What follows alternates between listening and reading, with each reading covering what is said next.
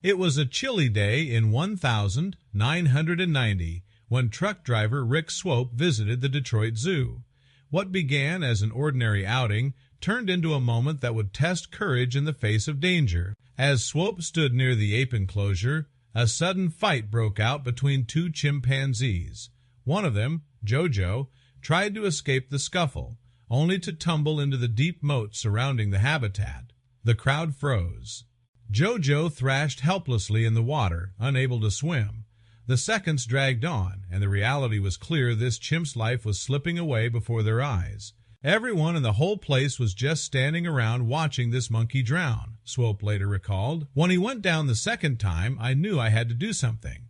Zookeepers warned him to stay back, but Swope couldn't ignore what he saw. Acting on instinct, he climbed the enclosure wall and leapt into the moat. In that moment, he risked his own life to give Jojo a chance at survival. The rescue, swift and daring, saved Jojo's life, and it would soon capture national attention. News of Rick Swope's bravery spread quickly. For a short time, his leap into danger was covered across the nation. Yet for Swope, the act was simple. He had seen a living being in distress, and he couldn't turn away. Years later, primatologist Jane Goodall reflected on the event while speaking to an audience at the Woodrow Wilson International Center for Scholars in 2005.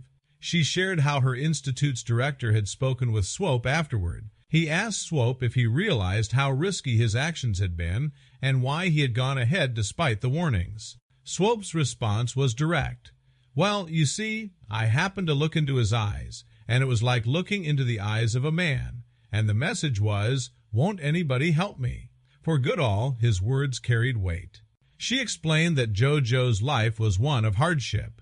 He had been taken from the wild after his mother was killed by poachers, a fate shared by many chimpanzees. His story reflected the struggles of countless apes who suffered at human hands, yet longed to be seen and understood.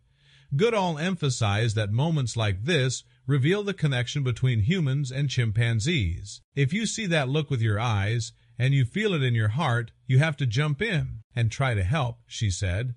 For her, Rick Swope's decision was more than an impulsive act. It was proof of compassion that bridged the gap between species. Jojo's struggle that day was just one chapter in a difficult life. Like many others, he had been torn from his home in the wild, stripped of his family, and forced into captivity. Such beginnings left lasting scars, yet his eyes still carried a plea that Swope could not ignore. The rescue itself was brief, but its meaning lingered.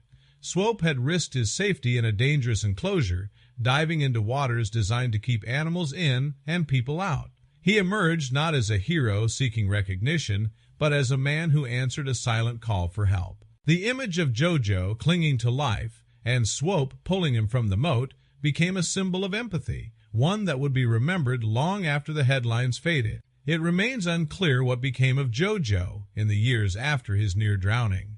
His story, like so many chimpanzees taken from the wild, may have faded into the background of zoo life. Yet the memory of that desperate moment and the man who chose to act continued to resonate.